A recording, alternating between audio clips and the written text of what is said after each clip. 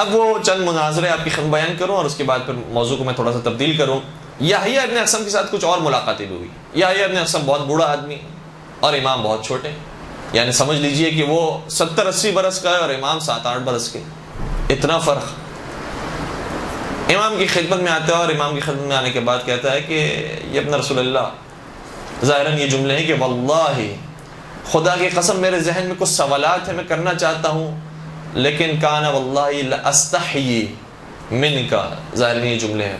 کہتا ہے کہ لیکن مجھے شرم آتی ہے کہ میں آپ سے کیسے سوالات کروں. یعنی یہ کہنا چاہ رہا ہے کہ میں اتنا بڑا عالم دین، اتنا بڑا صاحب منصب، اور آپ اتنی چھوٹی عمر کی، آپ سے میں کیسے سوال کروں، مجھے یہ سوال کرنے میں شرم آ رہی ہے. امام نے ارشاد فرمایا کہ کیا میں تیرے سوال کا خود ہی اظہار کر دوں؟ کہا کہ آپ بتا سکتے ہیں کہ میرے ذہن میں کیا سوال ہے. امام نے ارشاد فرمایا تسألنی عن الامام، تو سوال کرنا چاہتا ہے کہ امام کون ہے. کہنے لگا ہوا ھذا، واقعاً میرا یہی سوال ہے کہ اس زمانے کا امام کون ہے. فرمانے لگے انا ہوا، میں ہی تو وہ امام ہوں.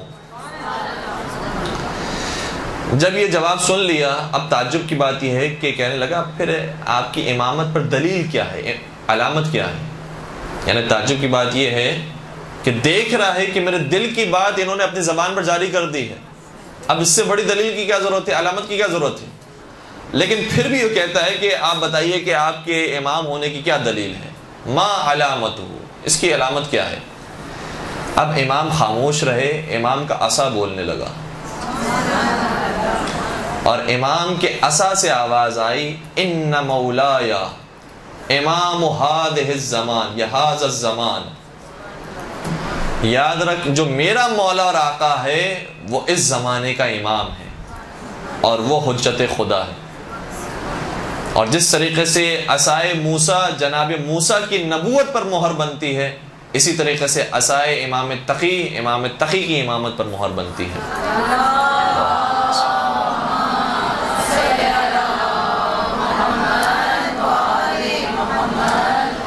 پھر ایک اور گفتگو ہے جو یحییٰ ابن اقسم اور امام کے درمیان ہوئی ہے، اور اس گفتگو کے بعد ہم ایک تھوڑے سے نئے موضوع کی طرف جائیں گے.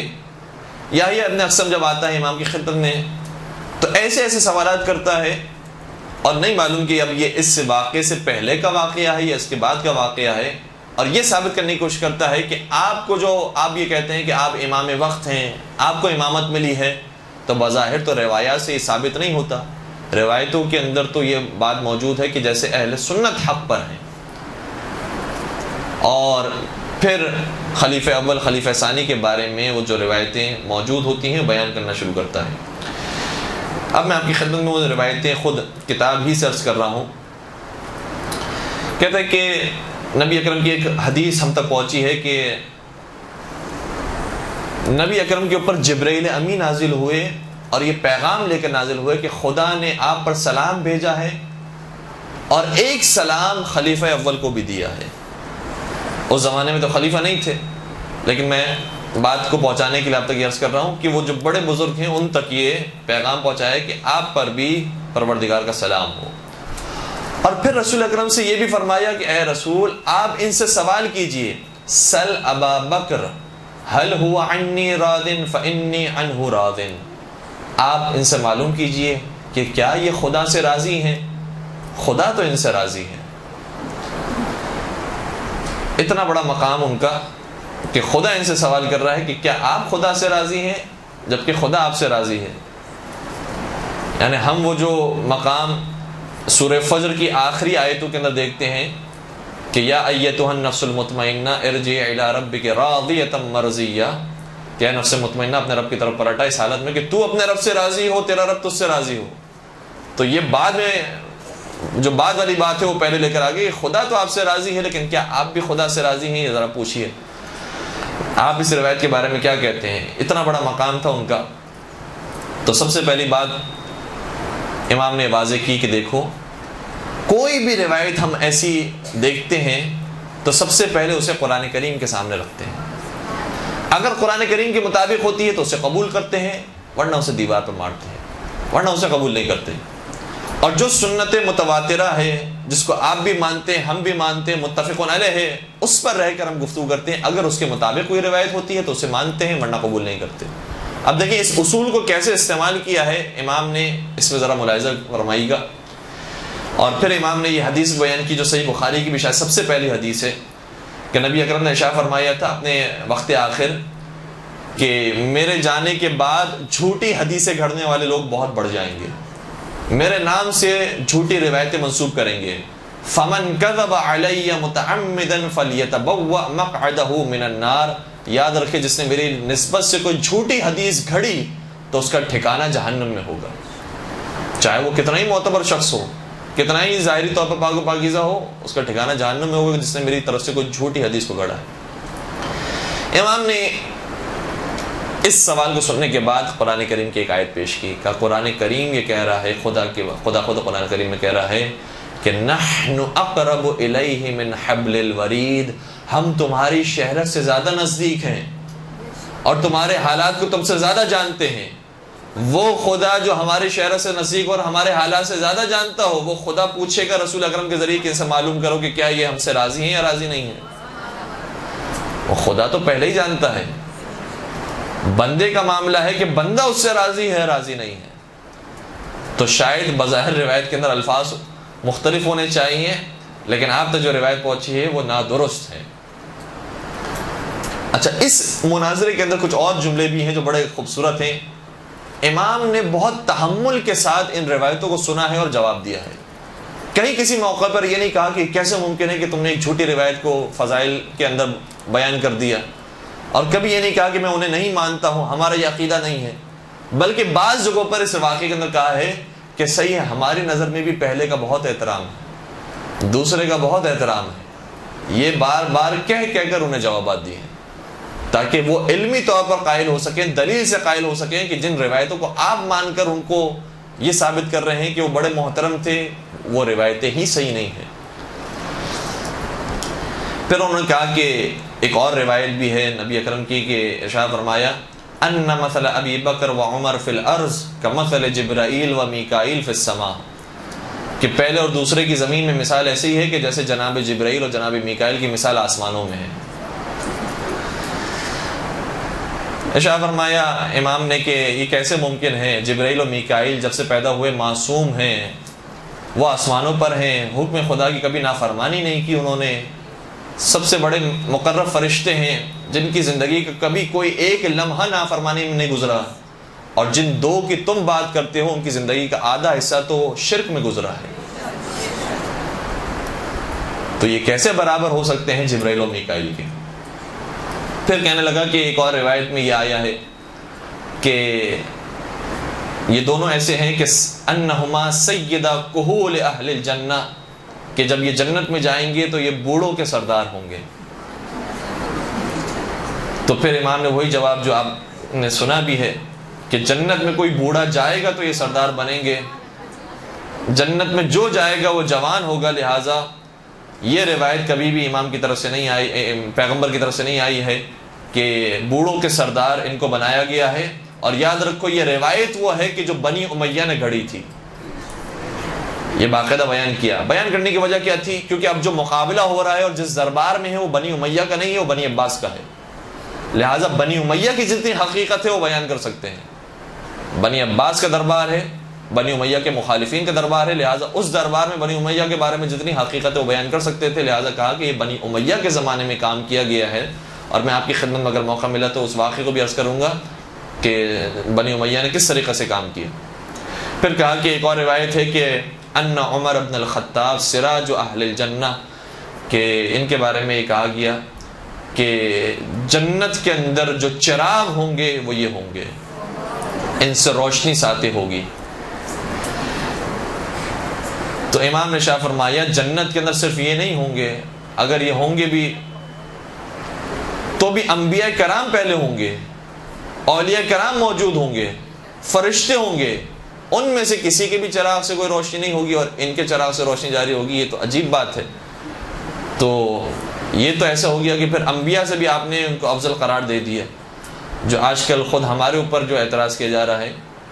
تو یہ اس روایت سے خود اہل سنت کے اوپر اعتراض ہوتا ہے کہ انبیاء سے بھی آپ نے زیادہ فوقیت دے دی ہے ان کو کہ جنت میں جو چراغ ہوں گے وہ یہ ہوں گے۔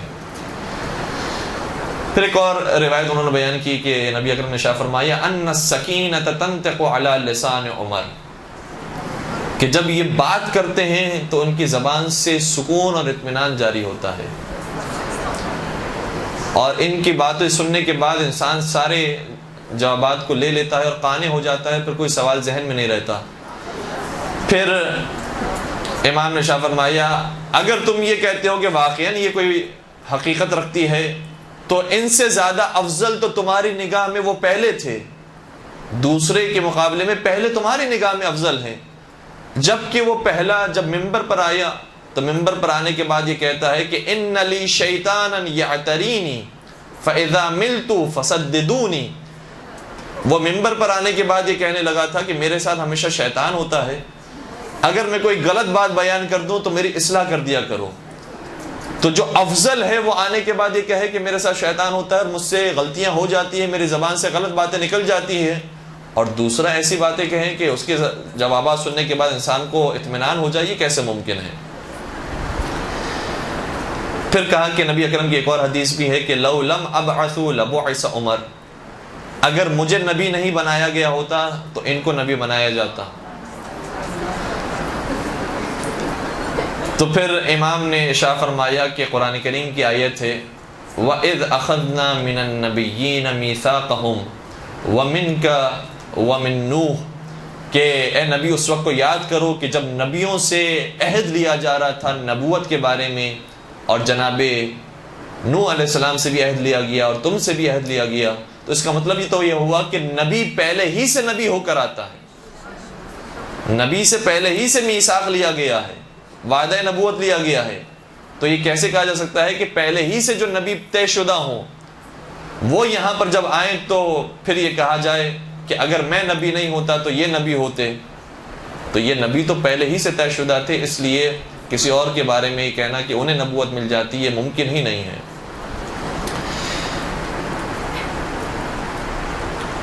ایک درود پڑھ دیجیے گا محمد و آل محمد۔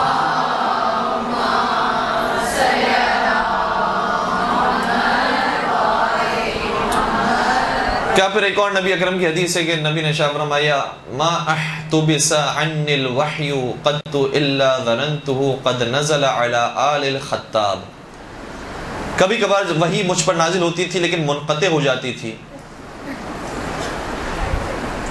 اور ایک طویل عرصے تک وحی نازل نہیں ہوتی تھی، تو میں یہ سوچا، اگر نبی اکرم کے بارے میں نعوذ باللہ یہ کہا جا رہا ہے کہ نبی اکرم ہمیشہ فرماتے ہیں میں یہ سوچتا تھا کہ شاید یہ وحی مجھ پر نازل نہیں ہو رہی ہے بلکہ اس دوسرے پر نازل ہونا شروع ہو گئی۔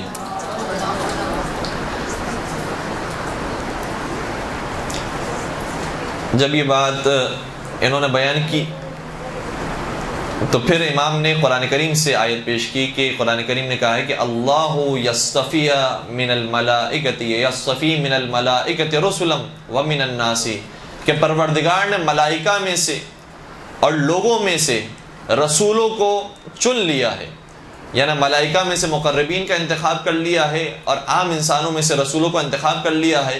تو جب انتخاب خدا نے پہلے ہی سے کر لیا ہے تو کیسے ممکن ہے کہ خدا اپنے انتخاب میں غلطی کرے؟ غلطی نہیں ہو سکتی کہ یہاں وحی نازل ہونا چاہیے تھی اور اس کے بعد غلطی سے دوسری جگہ وحی نازل ہونا شروع ہو جائے۔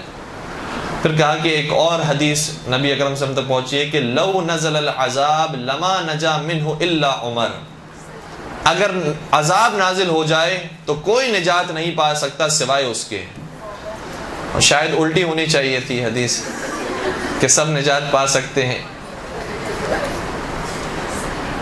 تو امام نے شاہ فرمایا کہ یہ بات بھی قرآن کریم کی آیت کے خلاف ہے، کیونکہ قرآن کریم میں یہ آیت موجود ہے کہ وَمَا كَانَ اللَّهُ لِيُعَذِّبَهُمْ وَأَنْتَ فِيهِمْ، کہ خدا کبھی عذاب نازل کر ہی نہیں سکتا جب تک اے رسول آپ ان کے درمیان موجود ہیں۔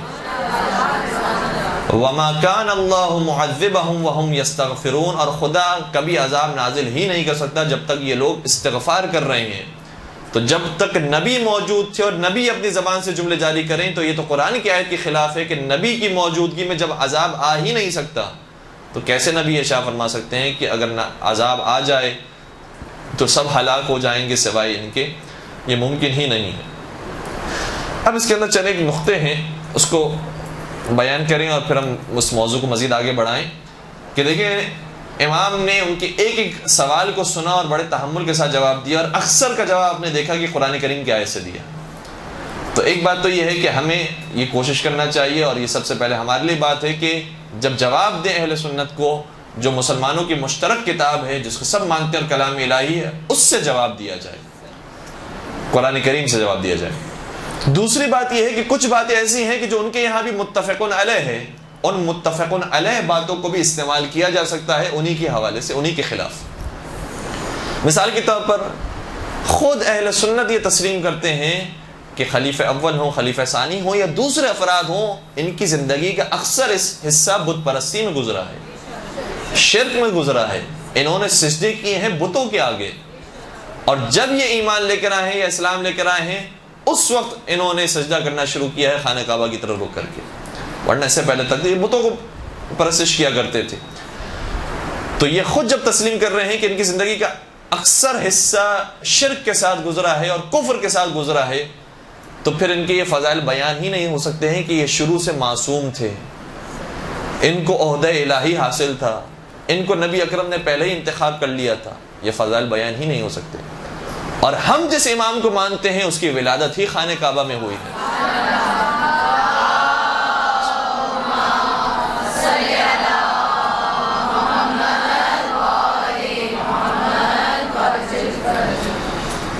تو ہمارے امام میں الحمدللہ جو پوری تاریخ بیان ہوئی ہے، اور اہل سنت نے بھی اس کو نقل کیا ہے اور تسلیم کرتے ہیں، اب اس دفعہ خود ٹیلی ویژن پر بھی یہ بات آئی اور اعتراف کیا کہ ہمارے یہاں بھی یہ متفقون علیہ بات ہے کہ مولا کائنات وہ واحد انسان ہے جن کی ولادت خانہ کعبہ میں ہوئی ہے، اور انہوں نے کبھی اپنے سر کو نہیں جھکایا ہے اور کبھی سجدہ نہیں کیا ہے سوائے حقیقی معبود کے، بتوں کے سامنے کبھی سجدہ نہیں کیا ہے۔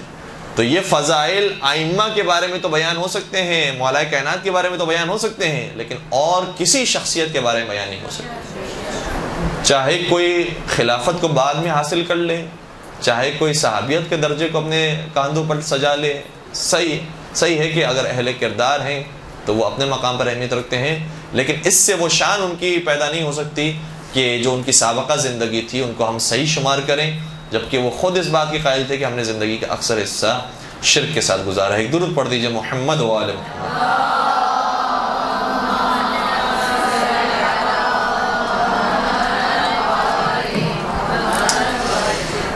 یہ جو فضائل بعض دوسری شخصیات کے بیان ہوئے ہیں، جبکہ حقیقت میں فضائل ائمہ اطہار علیہ السلام کے ہیں، یہ کیوں ہوا اور کیسے ہوا اس کو تھوڑا سا بیان کر کے ایک نتیجہ اہل سنت عالم دین کا بیان کرتا ہوں، اور پھر آج کی درس یہ مکمل ہو جائے گا۔ ابن ابی الحدید معتزلی نے شرح نہج البلاغہ میں ایک واقعے کو لکھا ہے۔ ابن ابی الحدید اہل سنت عالم دین، اور اس کی کتاب کو خود وہابی حضرات نے بھی اپنے سافٹ ویئر میں جگہ دی ہے اور اسے تسلیم کیا ہے۔ بہت بڑا مورخ، بہت بڑا ادیب، بہت بڑا شاعر، واقعاً علمی طور پر مضبوط شخصیت ہے، اور شاید یہ کہنا بھی نادرست نہیں ہوگا کہ جتنی بھی نہج البلاغہ کی شرح لکھی گئی ہیں اس میں شاید بہترین شرحوں میں سے ایک شرح ابن ابی الحدید معتزلی کی ہے۔ ایسے ایسے واقعات کو اپنی کتاب کے اندر لکھا ہے کہ جو پہلے کی پرانی کتابوں میں اب وہ محو ہو گئے ہیں، مٹ گئے ہیں، جلا دیے گئے ہیں، اب کسی اور کتاب میں باقی نہیں رہے ہیں وہ واقعات سوائے ابن ابی الحدید معتزلی کی کتاب کی۔ یعنی کچھ تاریخی حقائق کو اگر آپ کو تلاش کرنا ہے تو صرف ان کی کتاب میں ملیں گے اور کسی کتاب میں نہیں ملیں گے۔ اتنے بڑے مورخ۔ انہوں نے لکھا کہ جب امام حسن علیہ السلام سے صلح ہو گئی،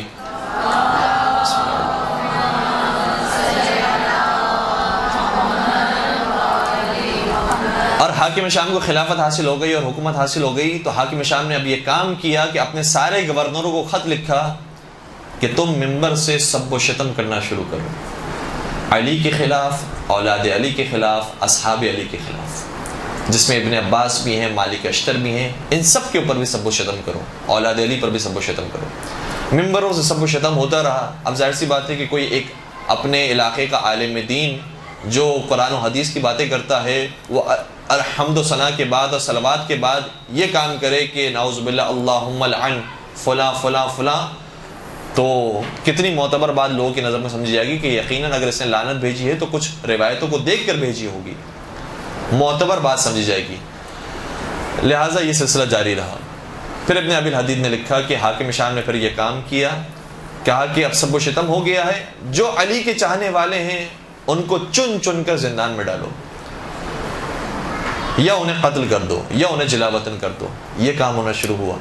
تیسرا وہ مرحلہ آیا، پھر کہا کہ جو علی کے فضائل بیان ہوتے رہتے ہیں اور لوگوں کے یہاں مشہور ہیں، ان علی کے فضائل کو مٹا کر، مولا کائنات کے نام کو مٹا کر، جو شیخین ہیں اور دوسرے خلفاء ہیں ان کے نام کو لکھا جائے، اور مولا کائنات کے نام کو ہٹا ہٹا کر دوسروں کے نام شامل ہونے لگے. یہاں تک کہ پھر تیسرا اور چوتھا مرحلہ یہ شروع ہوا. کہا کہ اب ان کے فضائل تو بیان ہو گئے، ہمارے فضائل باقی رہ گئے. بنی امیہ کے فضائل بھی بیان ہوئے، ان کے فضائل بھی بیان ہوئے. ابن ابی الحدید نے پورا یہ واقعہ لکھا ہے اور میں نے خلاصتاً آپ کی خدمت بیان کر دیا. ابن ابی الحدید نے پھر نتیجہ دیا، کہا یاد رکھو یہ کام حاکم شام نے کیا ہے، بنی امیہ والوں نے کیا ہے، کہ جو فضائل علی کی شان میں نبی اکرم نے بیان کیے تھے اسے دوسروں کے حوالے سے بیان کر دیا، دوسروں کے نام سے بیان کر دیا. لہٰذا اب میں تمہیں ایک اصول دے کر جا رہا ہوں کہ اگر تم نے جاننا ہو کہ کون سی روایت صحیح ہے اور کون سی روایت غلط ہے، تو جان لو کہ اگر تمہیں دو روایتیں نظر آئیں جس میں سے ایک روایت میں علی کا نام لکھا ہو اور علی کے نام سے فضائل بیان کیے گئے ہوں، اور دوسرے روایت کے اندر روایت بعین ہی وہی ہو لیکن نام کسی اور کا ہو، تو یاد رکھنا وہ روایت جس میں کسی اور کا نام ہے وہ جھوٹی روایت ہے، اور جس میں علی کا نام ہے وہی سچی روایت ہے.